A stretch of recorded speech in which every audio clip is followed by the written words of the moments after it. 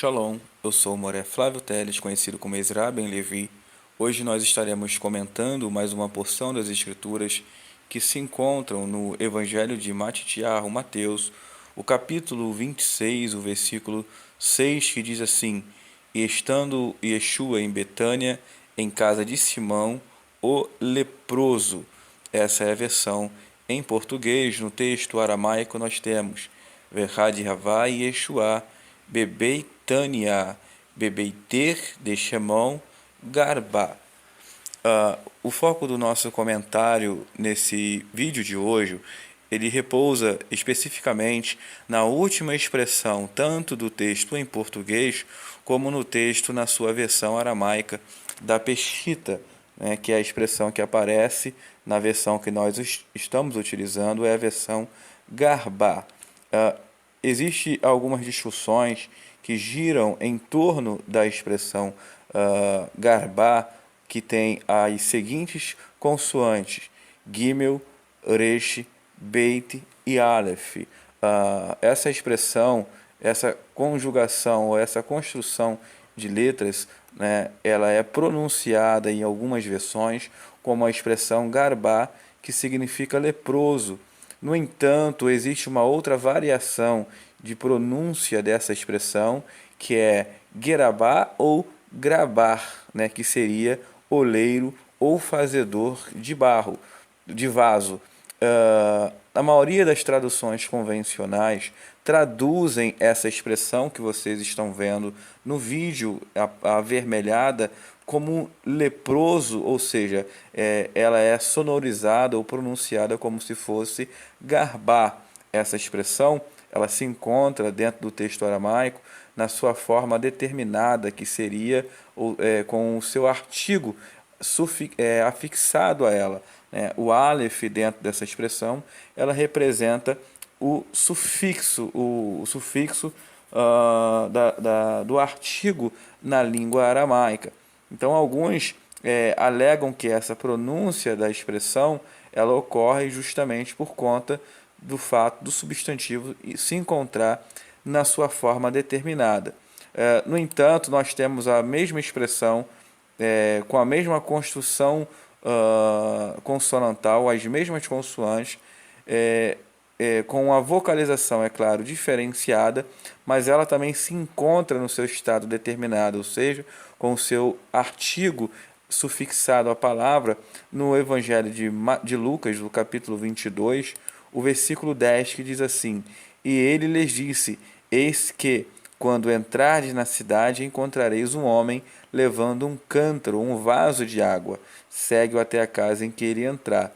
No texto que nós acabamos de ler, de Lucas 22:10, a expressão referente a essa construção que vocês estão vendo aí, de letras, de consoante, Gimel, Resh, Beit e Aleph, avermelhada, ela é pronunciada como Gerabar ou Grabar, né? Que significa vaso, cântaro, né? Ou, dependendo do contexto, pode significar também um fazedor de vaso, um oleiro. A questão, a dificuldade que gira no entendimento do texto de Mateus 26, verso 6, repousa porque dentro da versão original, dentro do texto aramaico, o aramaico original, nós não temos as consoantes, ou melhor dizendo, as vogais, como elas aparecem dentro do texto que está colocado aí na imagem. Então, nós não saberíamos qual seria a pronúncia adequada dessa expressão e, consequentemente, de que forma essa expressão ela era entendida. Então, em cima disso, gira uma discussão do entendimento adequado da passagem. Teria Yeshua entrado na casa de um leproso ou entrado na casa de um oleiro, um fazedor de vasos? A questão ela vai muito mais além da discussão semântica ou lexical dessa expressão. Por quê?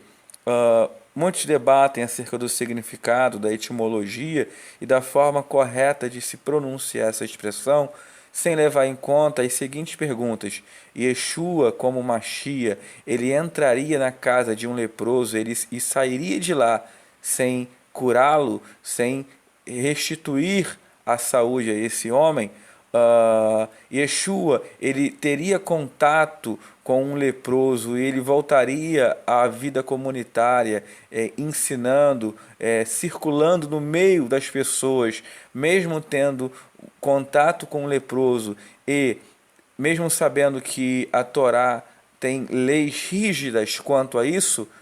Essa é a segunda pergunta. A terceira pergunta é: Yeshua ele entraria na casa de um leproso e não curaria esse homem, e ele, além de não curá-lo, ele não dar, conforme nós vemos dentro do texto, nenhuma orientação para esse suposto leproso, denominado dentro do texto de Simão, né, acerca de algum cuidado, pois a Torá ela orientava ou orienta com que tal homem procure um Kohanim, um sacerdote, um Kohen, né, para que ele possa ser examinado e então tratado.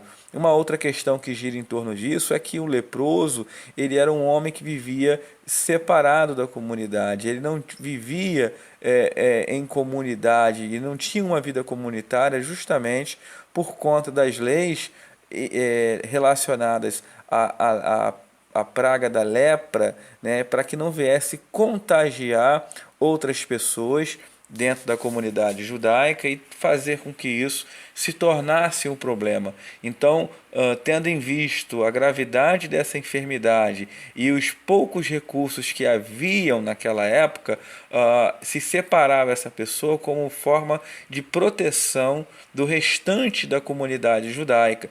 E nós vamos ver que dentro dessa tradução ou dentro da visão convencional, aonde é entendido que esse Simão é um leproso, Yeshua ele entra e sai, ele não cura esse homem e ele volta ao seu convívio natural, ele não dá nenhum tipo de orientação.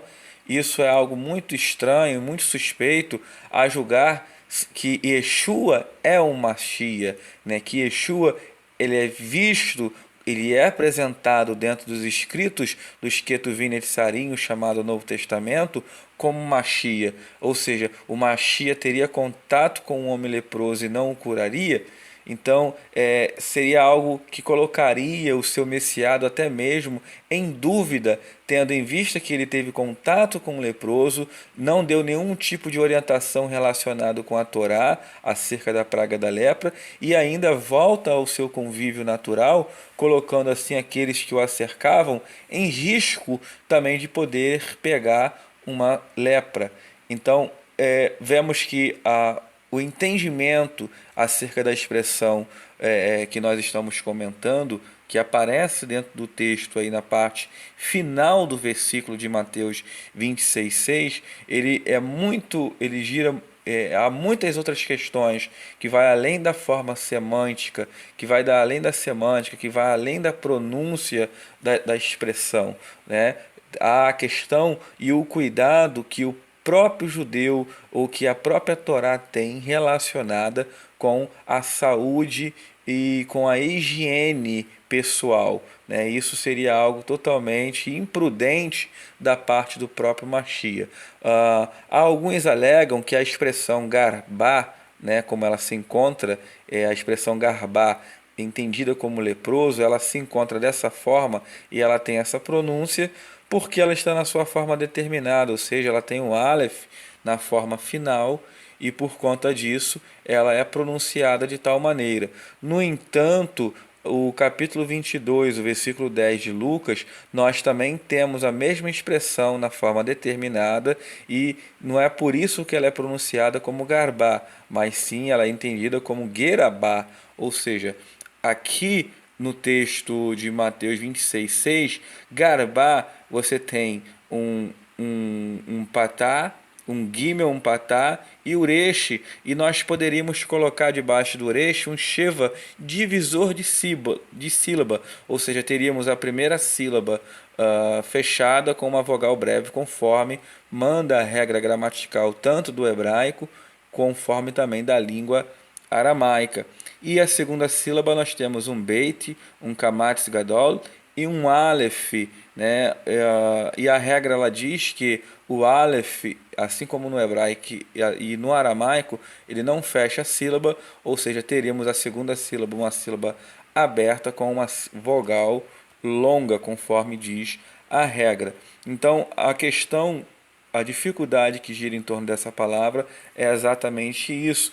Vale lembrar que os sinais maçoréticos utilizados hoje, tanto no hebraico quanto no aramaico, ele veio praticamente quase 10 séculos depois da presença e da manifestação de Yeshua como Machia, né? Onde foi estabelecido pela tradição tiberiense e a família Ben Asher, né?